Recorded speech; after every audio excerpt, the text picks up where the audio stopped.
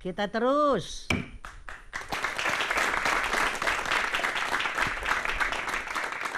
Ya, kita kembali lagi di Polemik. Kita membahas tentang isu PHK. Masih isu ya? Ya. Masih bisa dibilang isu atau? Bukan isu lah kalau versi pemerintah. Isu. Atau siapapun juga termasuk pengamat yang mengatakan ini isu. Iya. Sesungguhnya mereka ini adalah ya sahabatnya pemerintah. Yang apapun yang dihasilkan pemerintah bagus terus. Tapi tadi kan katanya memang masih ada orang yang sedang proses mau untuk pesangon. Kalau itu kan berarti belum. Masih bisa kemudian kalau ada campur tangan pemerintah bisa stop untuk tidak PHK. Ya bisa saja. Iya. Kalau dilakukan kenyataan sampai hari tidak ada. Tidak ada. Ya. Saya mau koreksi tadi. Ini kan nggak bahaya nih statement seperti ini. Ini sebagai seorang pengamat. Silakan. Kalau upah murah nggak mungkin mereka tutup. Itu salah itu. Statement itu yang bagus itu adalah upah tinggi, daya beli naik, maka perusahaan tidak akan tutup sebenarnya. Udah terbukti kok. Amerika Serikat, Barack Obama, ketika terjadi krisis ekonomi tahun 2008, dilakukan oleh dia akan naikkan upah minimum. Sehingga terjadi recovery perekonomian di Amerika. Jepang juga tahun 2008 dilakukan dia naikkan upah pada waktu itu. Indonesia salah. PP 78 udah tahu daya beli masyarakat turun, dihajar lagi upah murah. Itu maksudnya. Padahal permasalahan kita adalah daya beli.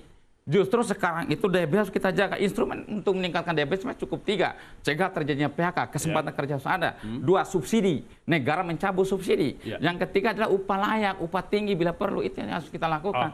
Salah kalau dikatakan kalau upah murah mereka tidak kabur. Ini bukan masalah upah murah, justru upahnya harus tinggi, Bu. Karena upah murah itulah mereka tutup karena nggak ada yang sanggup beli. Dulu para pekerja bisa beli motor, sekarang buat kredit kan bisa karena upahnya dibikin murah oleh pemerintah. Oke, gimana? Ya, silakan. Iya. Saya yang pasti sahabatnya rakyat lah pengennya, dan sahabatnya Cak Popon dan sahabat kita semua, bukan sahabatnya yang pemerintah tertentu gitu. Ya. Jadi begini Mas, jadi kalau dikatakan bahwa penyebab ini ujungnya adalah berbagai macam kesalahan desain kebijakan pemerintah, ya. Jadi tadi berbagai kebijakan yang akhirnya menjadikan daya beli masyarakat turun, dan juga karena ngurus pangan aja nggak becus akhirnya daya beli masyarakat semakin merosot. Iya, semuanya benar. Nah, dan semuanya berujung kepada penurunan kinerja industri, iya. Penurunan kinerja industri berujung pada PHK, iya. Nah, yang kita sekarang cari solusinya adalah ini sebenarnya ini kan kalau industri memilih tutup atau memilih merasionalisasi usahanya, ini kan sebenarnya kita juga harus pahami ini pertimbangan bisnis mereka. Nah, nanti yang menjadi kewajiban mereka tetap harus dilaksanakan sesuai aturan. Itu betul. Ini kita juga setuju itu. Nah, tetapi ini yang kita juga harus klarifikasi adalah berbagai macam pemberitaan yang seolah-olah ini membuat investasi tidak ada yang nyaman di Indonesia. Mereka hengkang, vote hengkang. Sejak kapan vote punya industri di Indonesia? Nggak pernah ada. Dikatakan hengkang. Ini Panasonic yang merasionalisasi dikatakan hengkang dan semuanya. Nah, berita-berita ini yang kita sayangkan. Mengapa? Ini akan sangat sulit menjadi tantangan kita untuk menarik investasi yang akan masuk. Nah, kalau sampai itu terjadi, maka PHK yang tadinya menjadi potensi itu benar-benar terjadi PHK massal betulan. Itu yang pertama. Nah, yang kedua adalah kalau merespon persoalan ini teman-teman buruh dan saudara-saudara ya Pak Abdullah ya, saya sangat Pak Abdullah memperjuangkan nasib buruh, tetapi kalau caranya dengan setiap hari demonstrasi itu semakin mendorong para investor itu yang tadinya masih berpikir ulang, masih bagaimana mencari solusi, semakin terdorong untuk segera hengkang dari Indonesia. Ada iklim investasi katanya banyak masuk dan segala macam. Ada pertimbangan bisnis. Betul. Kenapa ketika investasi meningkat banyak yang masuk ke sini tapi kemudian buruh harus terkurangi? Apakah ada faktor lain? Ini yang jadi persoalan. Investasi betul masuk dan seperti yang disampaikan Pak Franky ya, Ketua BKPM, betul naiknya sangat signifikan, iya. Tetapi mereka yang masuk itu kemana? Ke sektor-sektor yang capital intensif, ke sektor jasa-jasa yang itu sangat kedap terhadap penyerapan tenaga kerja. Mereka hanya menyerap sedikit sekali tenaga kerja dan nilai tambahnya pun juga cukup rendah gitu kan. Apalagi industri-industri tersebut juga masih mengalami ketergantungan bahan baku impor dan sebagainya. Nah, artinya apa yang kita ingatkan? Bahwa kita butuh investasi betul, iya, tetapi mestinya pemerintah fokus fokus kepada investasi-investasi yang menyelesaikan persoalan kita. Yang menjadi persoalan kita yang utama hari ini memang potensi besarnya kebutuhan penyerapan tenaga kerja yang sangat minim. Karena kemarin di pertengahan tahun saja BPS sudah warning sebenarnya. Sudah ada sekitar 600.000 orang yang kehilangan pekerjaan. Pengangguran tambahan, pengangguran terbuka baru. Nah, sebenarnya kan itu pun juga mungkin belum terakomodasi perhitungan yang dari UMKM kan. Nah, artinya mestinya dengan itu respon kebijakan pemerintah adalah ketika mengeluarkan paket-paket kebijakan, paket-paket stimulus terutama yang ingin mendorong investasi, ini sok. Anda silahkan investasi, kami kasih fasilitasi yang apapun yang Anda berikan, tetapi sesuai dengan kebutuhan kami. Artinya yaitu yang industri manufaktur yang menyerap banyak tenaga kerja. Kenapa kemudian mereka banyak lebih memilih ke padat modal, bukan ke padat karya? Itu yang salah satu persoalan. Apakah ada faktor misalnya sikap buruh atau profesionalisme justru buruh? Itu yang harus kita secara terbuka mengoreksinya. Ya kan? Pertama, padat karya itu kan intinya, utamanya yang menjadikan mestinya dalam struktur cost utamanya kan ini sangat tergantung kepada jumlah tenaga kerja. Artinya cost-nya mestinya juga di sana.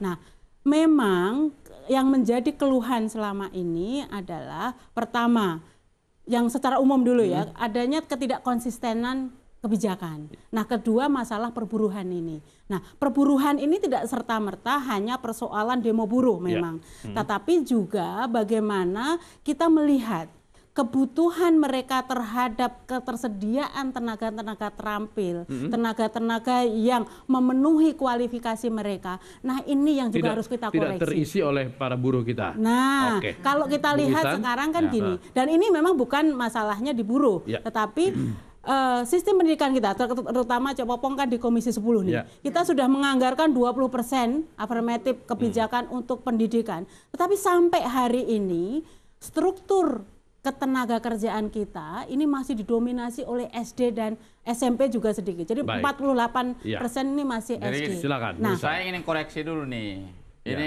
Ini yang kenapa buruh itu demo, Bu, ya. Yang pertama saya ingin sampaikan, menjelaskan dulu kenapa itu buruh demo sampai dengan hari ini. Kemudian tidak betul kalau dikata itu gara-gara buruh demo itu kabur. Tolong kita jangan bohongin rakyat dan buruh, ya. Buruh demo itu sebenarnya adalah mereka menuntut hak konstitusinya, Bu, ya, yang telah diatur Undang-Undang 45, bahkan Undang-Undang Ketenagakerjaan, Undang Nomor 13 tahun 2003, jelas-jelas masalah regulasi. Undang-Undang 21 2000 tentang unjuk rasa itu hak buruh. Itu dulu.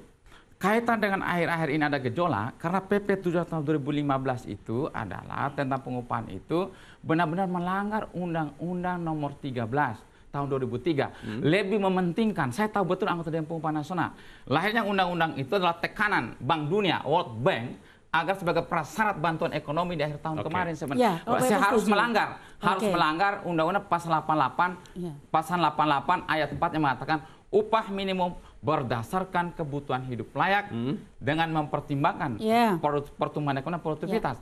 Tapi regulasi ini memastikan itu sudah tidak berlaku, cukup data inflasi dan pertumbuhan ekonomi tahun sebelumnya. Sementara buruh harus hidup dengan inflasi tahun ke depan. Ini kan suatu hal yang tidak adil. Itu yang pertama kaitan dengan upah. Di sisi yang lain, sekarang kan dunia kita udah global. Apakah mungkin Indonesia sudah negara kaya, negara besar, negara dengan PDB nomor 10 di dunia, bukan negara ece-ece? Apakah pantas negara kita yang besar, PDB yang terbesar ini harus jauh tertinggal oleh Malaysia yang sudah 3,7 juta, Filipina 4,2 juta, Singapura apalagi pembantunya sudah 6 juta rupiah, gitu, pekerja rumah tangga dari TKI semua. Ini kan sebuah tidak ada yang global. Kemudian yang kedua, kemarin saya ketemu dengan pimpinan ILO, kemudian Serikat Buruh, para pengusaha, kemarin pengusaha Jepang. Tidak betul permasalahan upah yang menyebabkan permasalahan demo yang kabur. Sesungguhnya bahkan World Economic Forum kan sudah pernah merilis urusan ketenaga kerjaan itu urusan nomor 7, bukan urusan nomor 1. Jadi murni masalah bisnisnya mereka saja. Ya, paling tidak permasalahan fundamental yang dipertimbangkan oleh investor di Indonesia ada 2 sebenarnya. Apa itu? Itu pertama, masalah daya beli ini yang harus diatasi oleh pemerintah. Paket kebijakan ekonomi yang dilakukan oleh pemerintahan Jokowi JK tidak mengangkat daya beli masyarakat. Yang diuntungkan para pemilik modal saja. Kemudian permasalahan kedua adalah permasalahan korupsi. Ini sebenarnya yang membuat high cost ekonomi, termasuk di dalam para pengusaha, bukan upah. Dan bukan soal profesionalisme buruh. Bukan buruh. Siapa bilang buruh di Indonesia tidak profesional? Coba Anda bandingkan, Bu ya, perusahaan Toyota di Thailand dibandingkan dengan di Indonesia. Ya, perusahaan Honda ya di Thailand dibanding di Indonesia. Honda saja sudah besar-besaran di Indonesia, perusahaan terbesarnya. Itu nggak betul itu kalau dikatakan itu nggak. Memang iya ya, pekerja yang kami perjuangkan adalah pekerja yang tentunya sekolahnya minimal SMA gitu. Jangan kait-kaitkan upah minimum dengan para pekerja di pedesaan yang gajinya yang sekolahnya baru SD, bukan, Bu. Jangan generalisir. Kita juga ini saya kritis nih para pengamat ini. Enggak. Ini selalu juga bicara di mana-mana itu kompetensi para pekerja Indonesia itu rendah. Sebenarnya bukan jelek-jelekin masyarakat kita. Negara punya kewajiban melindungi melindungi mau masyarakat ekonomi ASEAN tapi punya kewajiban untuk melindungi rakyat dan segenap bangsa kita agar jangan termakan oleh ekonomi global itu. Itu kewajiban kita. Iya. Ada tanggapan sedikit sebelum tutup? Jadi gini, ini kan malah katanya suruh fokus. Jadi jangan dicampur aduk. Jadi kan concernnya tadi Mas Latif tanya, mengapa investor tidak banyak yang tertarik ke industri padat karya gitu loh. Jadi persoalannya memang tidak semua yang diceritakan saya setuju, tapi beberapa yang diceritakan tapi memang persoalannya itu benar. Nah, jadi sekarang ini kan kita memang betul-betul butuh masuknya investor yang fokus ke industri padat karya. Nah, ini yang harus koreksi. Kalau misalnya dampak global sekarang memang sudah saatnya modernisasi peralatan, apakah dan mereka lebih happy invest di tidak situ? Tidak semuanya industri-industri ini bisa digantikan dengan peralatan sekalipun ada robot gitu kan. Jadi kalau kita lihat industri-industri padat karya yang realokasi ke Vietnam, ini kan bisa kita telusuri mengapa mereka merealokasi industrinya ke Vietnam. Dan di sana mereka menggunakan tenaga kerja karena tidak ada demo buruh. Karena mereka gini dulu. Ya. Kita perlu koreksi juga nih. Saya ingin tahu, Bu, tolong paparkan ke saya hari ini juga, malam ini, data dari mana Ibu mengatakan ada perusahaan relokasi dari Indonesia ke Vietnam.